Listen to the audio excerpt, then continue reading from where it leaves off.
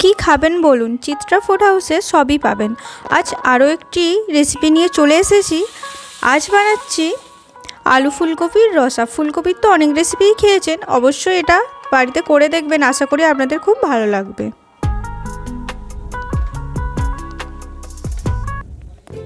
এখানে প্রথমেই আমি নিয়ে নিয়েছি ফুলকপি, একটু বড় বড় সাইজ করে কেটে নিয়েছি। তার সাথে আছে টমেটো, কাঁচা লঙ্কা, পেঁয়াজ কুচি, রসুন, ধনেপাতা, আলু আর আছে ক্যাপসিকাম। পেঁয়াজটা আমরা দুরকমভাবে ভাগ করে নিয়েছি, কারণ কিছুটা বাটায় যাবে আর কিছুটা রান্নায় ব্যবহার হবে। অনেক রকমভাবেই তো ফুলকপি খেয়ে দেখেছেন, অবশ্যই কিন্তু একবার এইভাবে বাড়িতে বানিয়ে দেখতে পারেন। গরম গরম ভাতের সাথে বা যে কোনো ধরনের রুটি পরোটার সাথে কিন্তু খেতে দারুণ লাগবে। এবার আমরা এখানে নিয়ে নিয়েছি কাজু, আর তার সাথে আছে 1 চামচ মতো পোস্ত। এবার এখানে নিয়ে নিয়েছি আমরা আদা, রসুন, কাঁচা লঙ্কা আর আছে পেঁয়াজ কুচি। পুরো ঝালটাই কিন্তু কাঁচা লঙ্কার হবে। এবার আমরা একটা মিক্সির জার নিয়ে নেব, তার মধ্যে দিয়ে দেব প্রথমেই পেঁয়াজ, এখানে দিয়ে দেব আদা, রসুন আর কাঁচা লঙ্কা। তার সাথে আমরা পোস্ত আর কাজুটাও দিয়ে দেব, দিয়ে খুব ভালো একটা মিহি পেস্ট বানিয়ে নিতে হবে। দেখতেই পাচ্ছেন খুব মিহি পেস্ট কিন্তু এখানে রেডি হয়ে গেছে। এবার আমরা এটা আলাদা সাইডে করে রেখে দেবো অন্য বাটিতে। আর এই মিক্সির জারে আমরা একটা পাকা টমেটো কুচি দিয়ে দেব, দিয়ে সেটাও মিহি পেস্ট করে নেব। এবার আমরা প্রথমেই কড়া বসিয়ে দেব। কড়ার মধ্যে প্রথমে বেশ কিছুটা তেল দিয়ে দিতে হবে। তেলটা একটু ভালো করে গরম করে নিতে হবে। আমার চ্যানেলে কিন্তু আরও অনেক রেসিপি আছে, ফুলকপিরও অনেক রেসিপি আছে, অবশ্যই সেগুলি দেখার অনুরোধ রইল। আশা করি আপনাদেরও খুব ভালো লাগবে। এবার আমরা এখানে তেলটা গরম হয়ে যাওয়ার পর প্রথমে আমরা আলুগুলো ভেজে নেব। কড়ার মধ্যে আলুগুলো দিয়ে ভালো করে লাল লাল করে ভেজে নিতে হবে। যারা যারা এখনও পর্যন্ত আমার চ্যানেলটিকে সাবস্ক্রাইব করেছেন তাদেরকে অসংখ্য ধন্যবাদ। এইভাবেই পাশে থাকবেন, আগামী দিন যাতে আরও ভালো ভালো রেসিপি আপনাদের জন্য নিয়ে আসতে পারি। আর যারা এখনও পর্যন্ত চ্যানেলটিকে সাবস্ক্রাইব করেননি তারা ঝটপট চ্যানেলটিকে সাবস্ক্রাইব করে পাশে থাকা বেল আইকনটা অবশ্যই বাজিয়ে দেবেন এবং অল নোটিফিকেশনটা অবশ্যই অন করে দেবেন, যাতে করে আমার সমস্ত ভিডিও সবার আগে আপনার ফোনে পৌঁছে যায়। এখানে আমরা আলুটা 2-1 মিনিটের জন্য চাপা দিয়ে দেব। চাপা দিয়ে দিলে কিন্তু খুব তাড়াতাড়ি আলুটা ভাজা হয়ে যায়। এবার আমরা আবারও খুন্তির সাহায্যে এটাকে একটু নেড়ে নেব, নিয়ে ভালো করে লাল লাল করে ভেজে নেব। আজকের এই ভিডিওটি কেমন লাগলো অবশ্যই কমেন্টের মাধ্যমে জানাবেন। আমরা কিন্তু আপনাদের কমেন্টের অপেক্ষায় থাকি। এখানে অল্প পরিমাণে আমরা নুন দিয়ে দিয়েছি, দিয়ে আবারও খুন্তির সাহায্যে আলুটাকে ভালো করে নেড়ে নেব। লাল লাল করে এখানে ভেজে নিতে হবে। আজকের রেসিপিটি ভালো লাগলে অবশ্যই বন্ধুবান্ধব এবং আত্মীয় স্বজনের মধ্যে শেয়ার করতে ভুলবেন না এবং আপনাদের মূল্যবান মতামত কমেন্টের মাধ্যমে জানাতে ভুলবেন না। এখানে দেখতেই পাচ্ছেন আলুগুলো লাল লাল করে ভাজা হয়ে গেছে। এবার আমরা একটা খুন্তির সাহায্যে এগুলো ভালো করে তুলে নেব।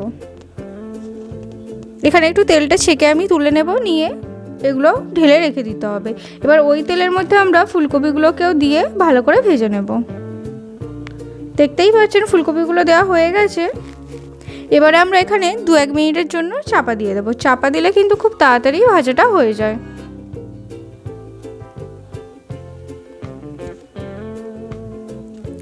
এবার আমরা খুন্তির সাহায্যে উল্টে পাল্টেটা ভালো করে ভেজে নিতে হবে।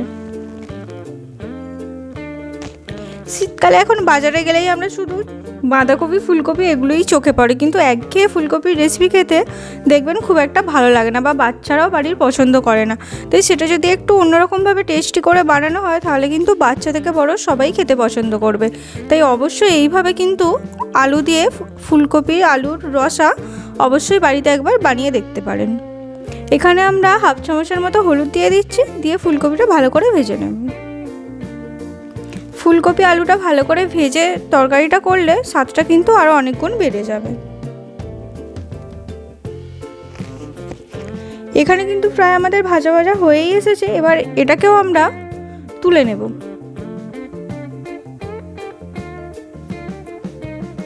আপনারা কিন্তু অনেকেই ভিডিও দেখেন কিন্তু কমেন্ট করেন না। অবশ্যই কিন্তু আপনাদের মূল্যবান মতামত কমেন্টের মাধ্যমে জানাতে ভুলবেন না। আমরা কিন্তু আপনাদের কমেন্টের অপেক্ষায় থাকি, আর আমার কিন্তু কমেন্ট করতে খুব ভালোই লাগে, তাই অবশ্যই কমেন্টের মাধ্যমে আপনার মতামত জানিয়ে যাবেন।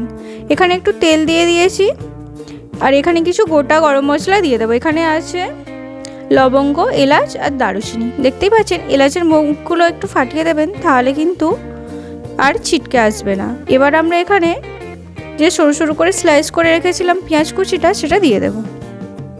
দিয়ে একটু ভালো করে লাল লাল করে ভেজে নিতে হবে।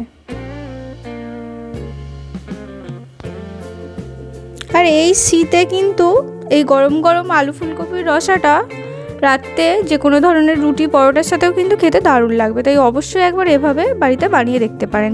আগে থেকে যে আমরা মশলার পেস্টটা বানিয়ে রেখেছিলাম সেটা এবার কড়ার মধ্যে দিয়ে দেব। দেখতেই পাচ্ছেন পেঁয়াজটা লাল লাল করে ভাজা হয়ে গেছে। এবারে আমরা পেস্টটা দিয়ে খুন্তির সাহায্যে ভালো করে মিশিয়ে নেব। এখানে এই মশলাটা একটু কষিয়ে নিতে হবে 2-1 মিনিটের জন্য, তাহলে মশলা থেকে কাঁচা গন্ধটা চলে যাবে। এখানে যেহেতু আদা, রসুন, পেঁয়াজ সব কিছু ব্যবহার করা হয়েছে, তাই মশলাটাকে ভালো করে একটু কষিয়ে নিতে হবে। এবার আমরা এখানে হলুদ গুঁড়ো দিয়ে দেব।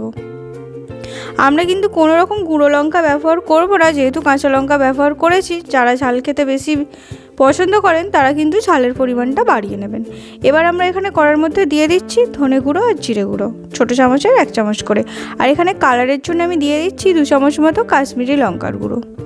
দিলে কিন্তু খুব সুন্দর একটা কালার আসবে, তাই আপনারা এটা না চাইলে নাও দিতে পারেন, কিন্তু দিলে অবশ্যই ভালো কালার আসবে, তরকারিটা দেখতেও ভালো লাগবে। এবারে খুন্তির সাহায্যে আবারও মশলাটাকে সমস্ত মিশিয়ে নিতে হবে, নিয়ে মশলাটা একটু কষিয়ে নিতে হবে যতক্ষণ না পর্যন্ত মশলা থেকে তেল ছাড়ছে।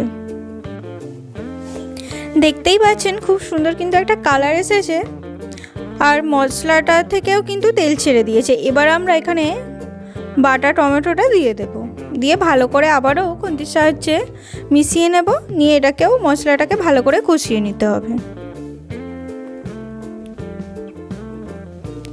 যখন দেখবেন মশলা থেকে তেল ছেড়ে আসছে, তাহলে বুঝবেন যে তখন ভালো করে মশলাটা কষানো হয়ে গেছে। এবারে এখানে আমরা অল্প পরিমাণে জল দিয়ে দেব, দিয়ে আবারও খুন্তির সাহায্যে মশলাটাকে ভালো করে মিশিয়ে নেব, নিয়ে এখানে একটু কষিয়ে নিতে হবে 2-1 মিনিটের জন্য। গরম গরম ভাতের সাথে তো দারুণ লাগবে, এবং গরম গরম রুটি বা পরোটা যে কোনো ধরনের রুমালি বা তন্দুরি রুটির সাথেও কিন্তু এটা গরম গরম ভালো লাগবে। তাই অবশ্যই একবার বাড়িতে এভাবে বানিয়ে দেখতে পারেন। এবার আমরা এখানে ক্যাপসিকাম কুচিগুলো দিয়ে দেব, দিয়ে মশলার সাথে 2-1 মিনিটের জন্য কষিয়ে নেব। আমার চ্যানেলে কিন্তু আরও অনেক রেসিপি আছে, অবশ্যই আপনারা সেগুলি দেখবেন, এবং কোনটা সবথেকে ভালো লাগলো কমেন্টের মাধ্যমে জানাতে ভুলবেন না। এবার আমরা এখানে আগে থেকে ভেজে রাখা আলু ফুলকপিগুলো কড়ার মধ্যে দিয়ে দেব। মশলা এখানে প্রায় কষানো শেষ। এবার এটাকে দিয়ে আবারও খুন্তির সাহায্যে ভালো করে মিশিয়ে নিতে হবে।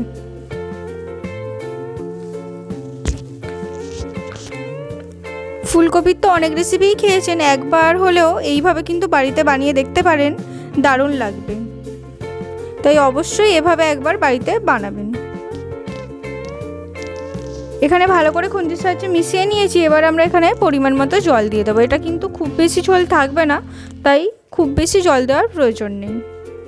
জাস্ট আলু ফুলকপিটা সিদ্ধ হওয়ার মতো অল্প পরিমাণ জল দিলেই হবে। শীতকাল থাকতে থাকতে বাড়িতে অবশ্যই একবার হলেও এই আলু ফুলকপির রসাটা বানিয়ে দেখবেন, আশা করি আপনাদেরও খুব ভালো লাগবে। এবার আমরা এখানে 2-4 মিনিটের জন্য চাপা দিয়ে দেব।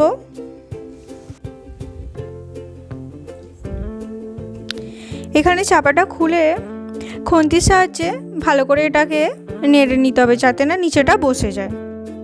আমাদের আলু ফুলকপির রসা কিন্তু একদম হয়েই এসেছে, আর কিছুটা বাকি, আরও 2-1 মিনিটের জন্য চাপা দিয়ে দেবো। এবারে কিন্তু একদম রেডি হয়েই গেছে। এবার আমরা উপর থেকে ধনেপাতা কুচি অল্প পরিমাণে দিয়ে দেব, দিয়ে ভালো করে খুন্তির সাহায্যে মিশিয়ে নিতে হবে।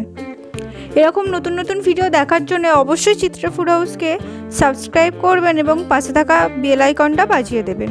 আর অল নোটিফিকেশানটা অবশ্যই চালু করে দেবেন, যাতে করে সমস্ত ভিডিও সবার আগে পৌঁছে যায়। এবার আমরা এখানে হাফ চামচ মতো উপর থেকে ঘি দিয়ে দেবো স্বাদের জন্য, আর তার সাথে দিয়ে দেবো অল্প পরিমাণে গরম মশলার গুঁড়ো। অল্প পরিমাণ গরম মশলা দিলে কিন্তু তরকারির স্বাদটা অনেক গুণ বেড়ে যাবে। এবার আমাদের আলু ফুলকপির রসা নামানোর জন্য একদম রেডি। পুরো ভিডিওটা দেখার জন্য অসংখ্য ধন্যবাদ।